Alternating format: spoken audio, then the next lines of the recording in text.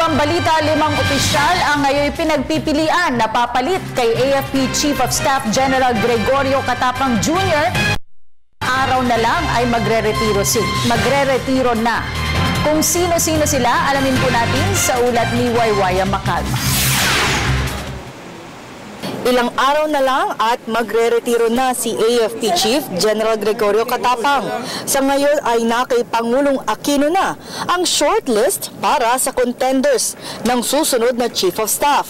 Ayon kay Catapang, 5 ang contenders na mula sa PMA Class 1982 at 1983. Ito ay sina Lieutenant General Hernando Iriberi, ang Army Chief, Lieutenant General Jeffrey Delgado, ang Air Force Chief, at ang mga commanders ay sina Lieutenant General Nicanor Vivar, ang commander ng Central Command, Lieutenant General Ricardo Visaya, ang Southern Luzon Command, at si Vice Admiral Alexander Lopez, ang commander ng Western Command, na kung saan sakop nito ang West Philippine Sea.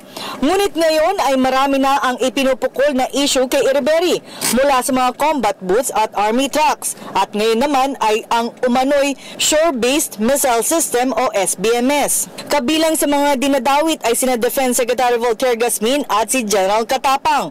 Paliwanag naman ng opisyal ukol sa issue ay kabilang ito sa modernization ng AFP at priority pa din ito ng militar para sa internal at external defense ng bansa. Nausog lang, pero kasama pa rin. Bibili pa rin tayo, kailangan pa rin natin yun. Ayon naman kay Lieutenant Colonel Noel de Toyato, ang tagapagsalita ng Philippine Army, hindi nila maaaring isapubliko ang usapin sa capability gaps dahil ito ay sensitibo lalo't patungkol ito sa ating national security. Pinabulaanan naman ng ahensya na ang shore-based missile system ay isa pa lamang proposal sa ngayon at hindi ito nailagay sa ibang proyekto bagkus ito ay naging prioridad na para sa militar. Man ang pangalan ng Army Chief bilang susunod na hepe ng AFP pero wala pang inilalabas ang Pangulong Aquino kung kanino niya ibibigay ang naturang posisyon. Sa July 10 nakatakdang palitan ng AFP Chief at wala namang ibang hiling si Catapang sa susunod na mamumuno. Pero anya dapat tutukan ang sitwasyon sa West Philippine Sea dahil ito naman ang susunod na kailangan tahakin ng AFP na patungo sa external defense. Sa pagbaba ng opisyal sa Biyernes ay magiging simple lang at hindi na kailangan ng magarbong parada para sa kanyang pagretiro.